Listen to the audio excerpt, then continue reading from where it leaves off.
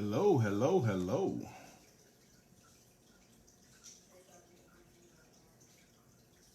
Hello, hello, hello. Monday Night Sales Mastery once again. We back at it again. What am I doing? I'm going to teach somebody how to sell faster tonight. That's what I'm going to do. That's what I'm going to do. I'm going to teach somebody how to sell themselves and their services faster than they normally have. And I'm going to do it tonight. How you doing, Monica? Tonight you're going to learn how to sell faster. How to close sales faster than you normally do. That's what we're going to talk about tonight. And I'm going to end this session at 9:30. It's now 9:01. Monday Night Sales Mastery. I do this every Monday night. Good evening to my sister.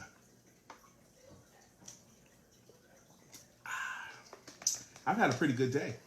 And I hope you've had a good day as well. Today, I called myself taking a day off. I called myself taking a day off today, and I did for the most part. I set some personal goals for my day off today, and what I wanted to do today was take it easy today, and I wanted to have 2 cigars today. Normally, I'm a 1 cigar a day guy, but I just finished my 2nd cigar of today, and I'm happy about that. Now tonight, I'm going to teach you guys. I do this every Monday night from 9 until 9:30. I call it Monday Night Sales Mastery.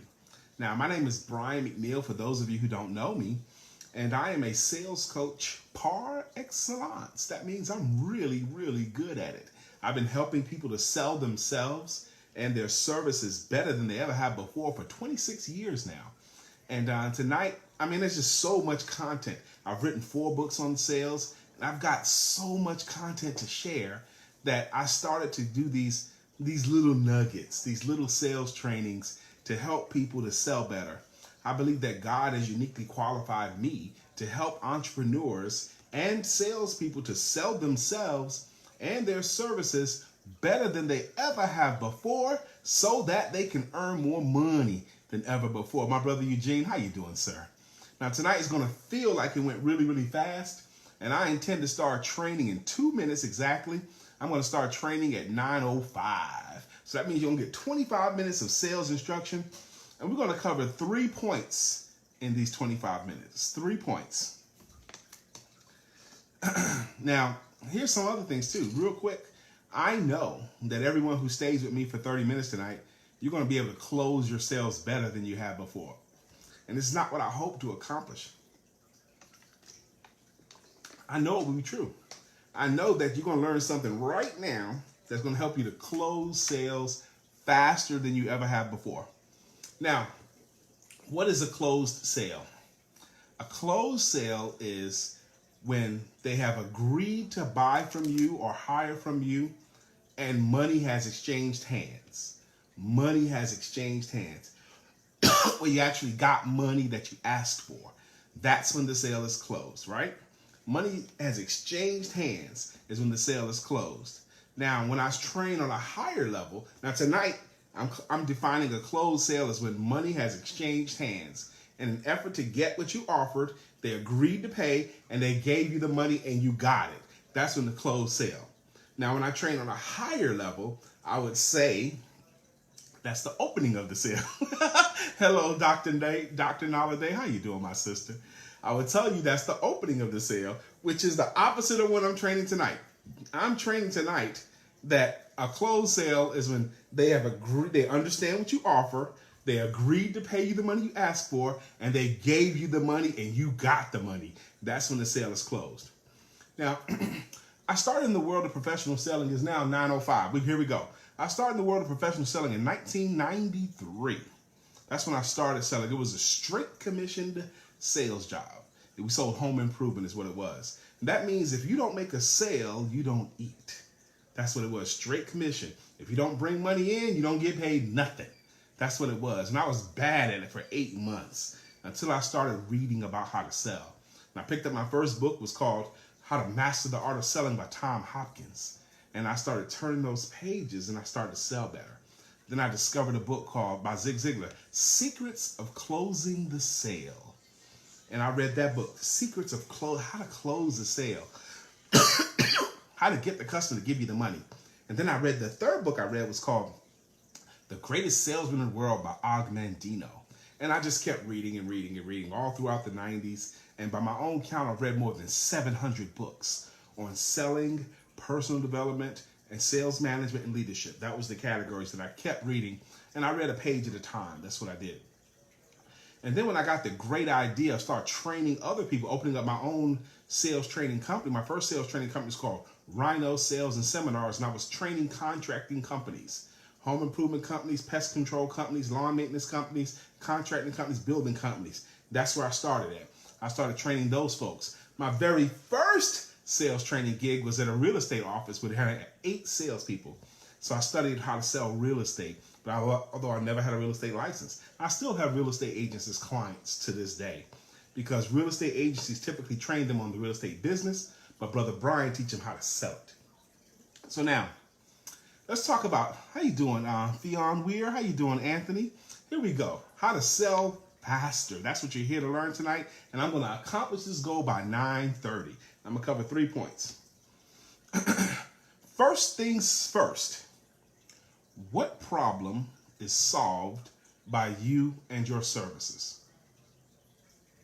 Can you answer that question to yourself? What problem is solved by you and your services? This is the basic point that you have to know in order to sell faster. What do they gain? What do they gain? How you doing, brother? What do they gain when they hire you? What do they gain when they buy from you? You have got to be able to answer that question. What is the big problem that's solved by you and your services? Whatever that problem is, I want you to be able to answer that question. What big problem is solved by you and your services? Think about that answer and say the answer out loud to yourself. What problem is solved because of you? Now, if you cannot answer that question, think about it until you can. Come up with an answer to the question of what problem is solved when they hire you. What problem is solved when they buy from you? What problem is solved? That's the first point that you have to articulate. And you have to get them to agree that if they hire you, the problem is solved. For example, I teach people how to sell better. So the problem is that they don't know how to sell as well yet. They're not good at selling yet. My clients are not as good at selling themselves and their services as they could be. That's the problem. And because they're not as good at selling, or they don't know enough about how to sell, they don't earn as much money. That's the ancillary problem. They don't know how to sell well as I do, as well as I could teach them to, and they don't earn enough money because they don't know how to sell. That's the big problem.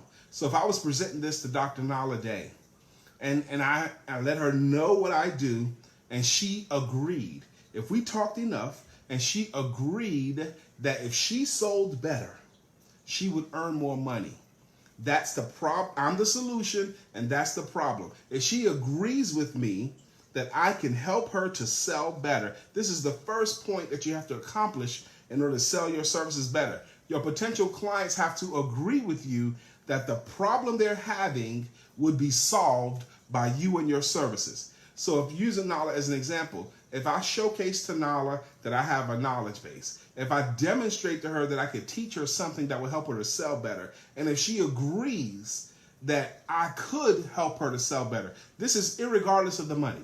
If we're not even talking about the money yet, if it cost her nothing and she believed that I could help her to sell better, that's the first point. So if she believes with my help she would sell better, the converse is also true. If she doesn't get my help, she won't sell better, which means she'll sell worse. First point you have to get them to understand. If they agree with you, Anthony, that the products and services you offer would solve a problem, if they agree with you that your products and services would solve a problem, that means if they don't take the solution that you offer, that means they get to keep the problem that they still have. It's very important that you understand that. And it's very important that you learn to frame it that way. With my help, that problem you have won't be there anymore. Without my help, you get to keep the problem. Once you can articulate that to the client, let them understand that the problem you're solving, the problem that they're having, would be solved with your products, your services, or whatever it is you have, if you can help them to see that with your help, they won't have that particular problem anymore. The converse is also true. If they don't accept your solution, that means they get to keep the problem.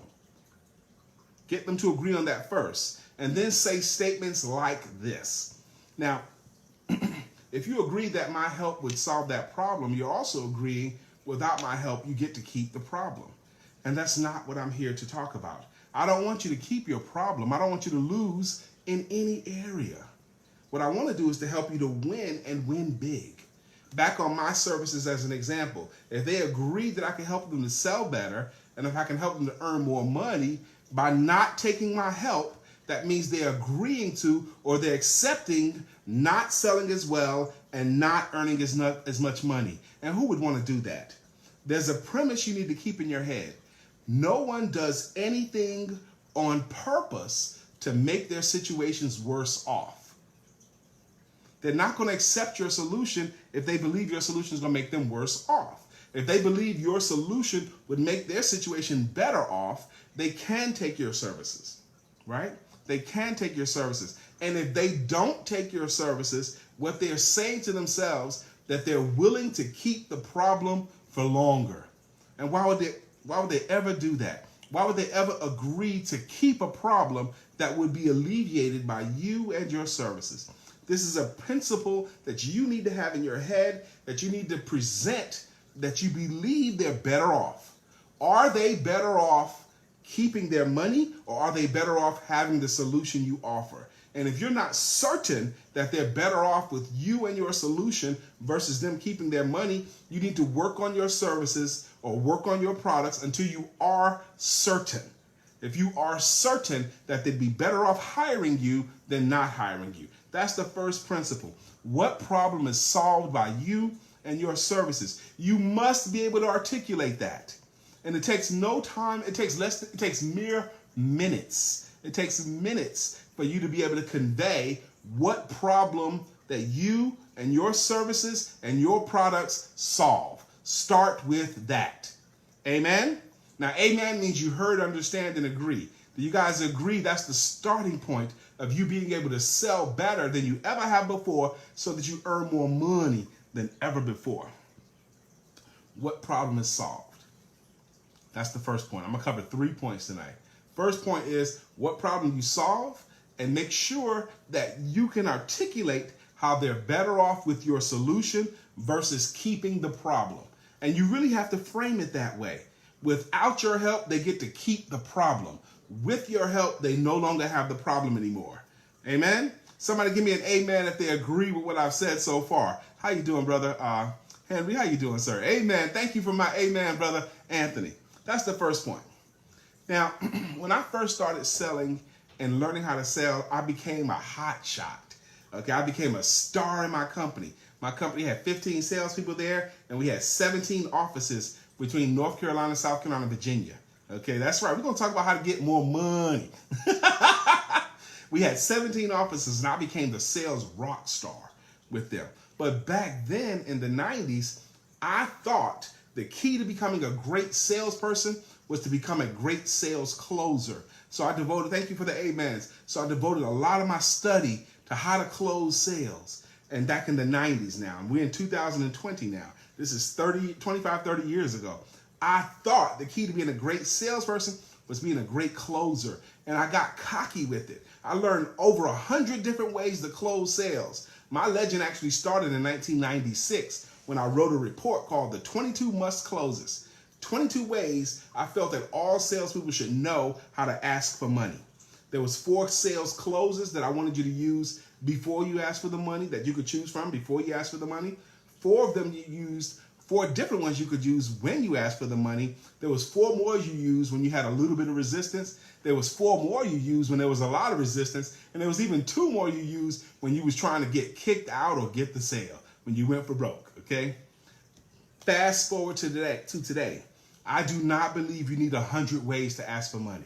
I believe you need 2 ways to ask for money. That's it, 2. And tonight I'm going to teach you the number 1 way to close a sale. The number 1 close that needs to be in your selling arsenal. This is the king of all sales closes I want you guys to master. Here's the question, and then I'll teach you the close. If the client says to you, Eugene or Sheffron, if a client says to you, how you doing, my sister? If a client says to you, yes, I will take it, what would you say next? Dr. Day, if they say, yes, I agree to hire you, what would you say next after they say yes? If they agree to buy what you have, if they agree to take your program, if they agree to hire you for this or that, what would you normally say after they say yes? Some of you guys will say after they say yes, some of you guys say, great, now that we're going to do business together, the only thing I need from you now is a little bit more information and I'm going to need some money. Will you help me with it? That's what some of you guys could say. But some of you guys say, great, let's schedule your session. Okay, some of you guys will say something else. But I want you to think about this question. What would you say after they say yes? Do you have an answer? Have you thought about what you would say after they say yes? Think about it. Whatever you would normally say after they say yes, and hear me clearly, whatever you would normally say after they say yes, me, Brian McNeill, the sales coach, I want you to always say. If you would normally say, now to get this started the way you want it started, the only thing I need from you is a little bit more information and some money from you. Will you help me with it? I want you to say that after you showcase your stuff all the time. Even if they didn't say yes yet, I still want you to say what you would normally say after they say yes. If you show, our brother Anthony sells pads, menstrual pads that help women to have easier cycles. Okay, that's one of his products, okay? Now, if they agree that they need help, they hate that time of the month. If they agree that they need help, and they said, yes, I'll buy it. And he says, great, the only thing I need from you now is some money from you, and I'll ship it to you, or I'll do that. I want Anthony to always say that. Okay, for you to get these, the only thing I need from you is some money from you, and I'll get it right out to you. Or where would you like me to ship it to? Or would you like to pick it up? You want to meet for it? Whatever you would normally say after they say yes, I want you to always say, whether they said yes or not. Did y'all get that point? The king of all sales closes, the number one sales close I want you in your arsenal is called the assumptive close. The assumptive close. Please, someone type that in. The assumptive close. You are assuming the sale.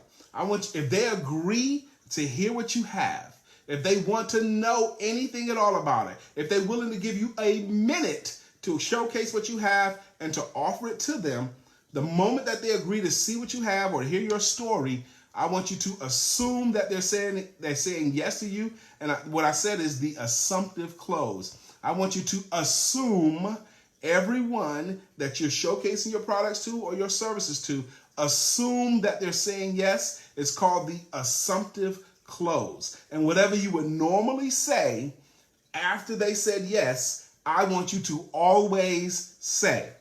Now, we've been talking now for about 11, 12 minutes, maybe 12 minutes. We've been talking now for 12 minutes, actually a little bit longer than that because we started at 9:05. So we've been talking for 14 minutes now.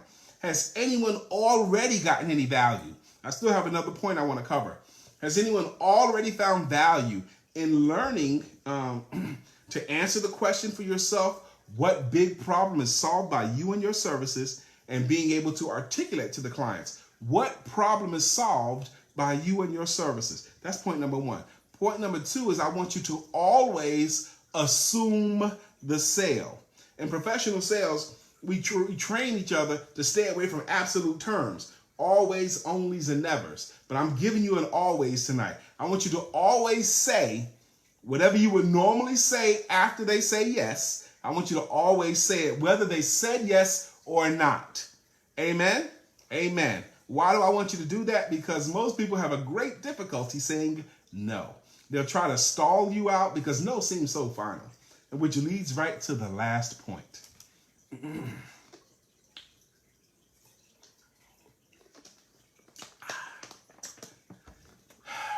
When I started reading books on sales, one of the books that I read changed my life. There was a lot of books that changed my life, but one was called Hardball Selling.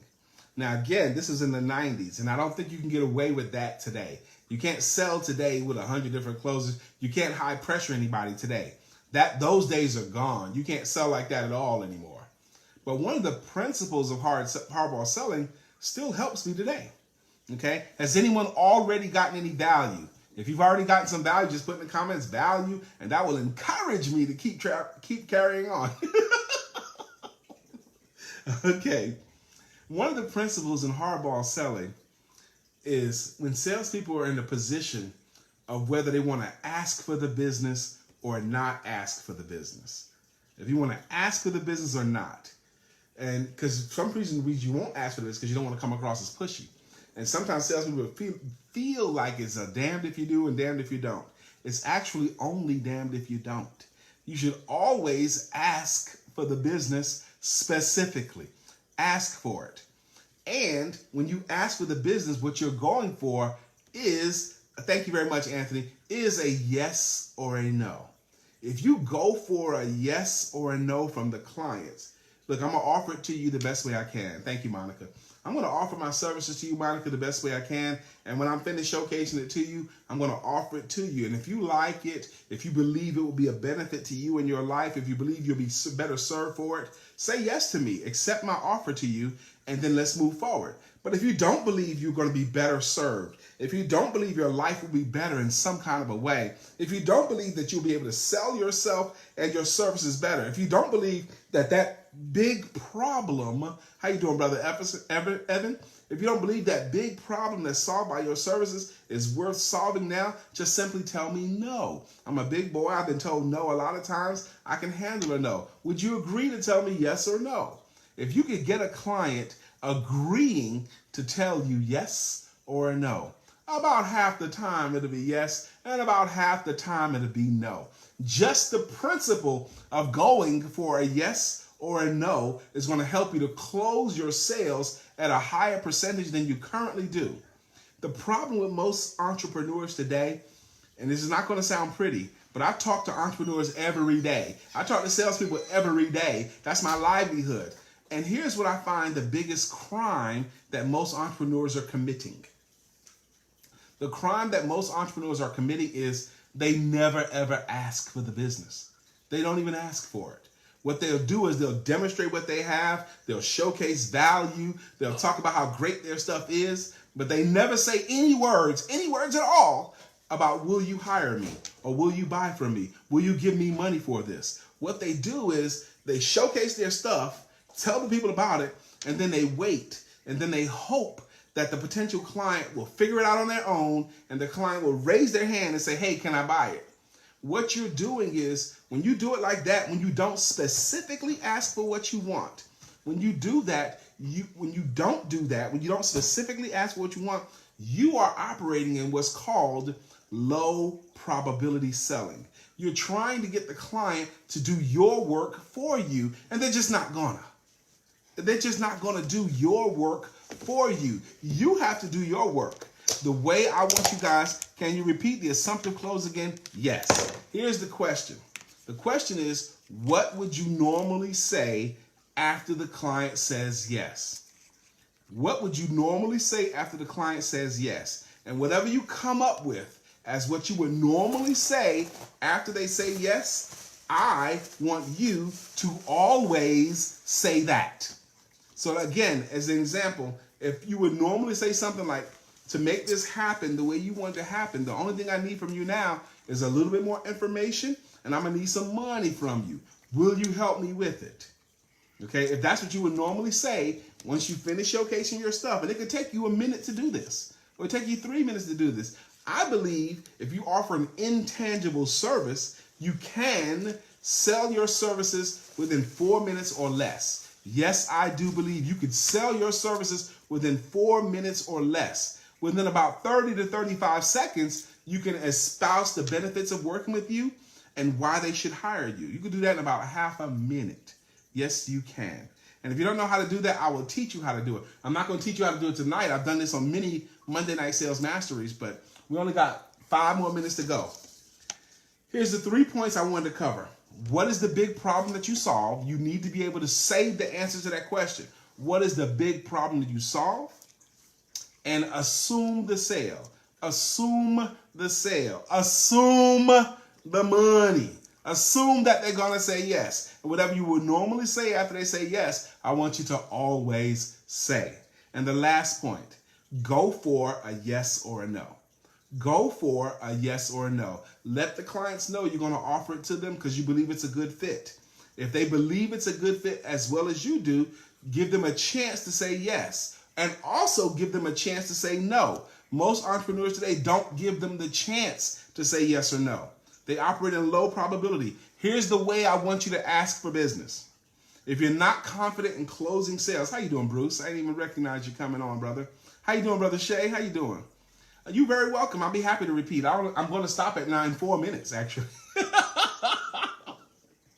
All right. Here's how I want you to start asking for business.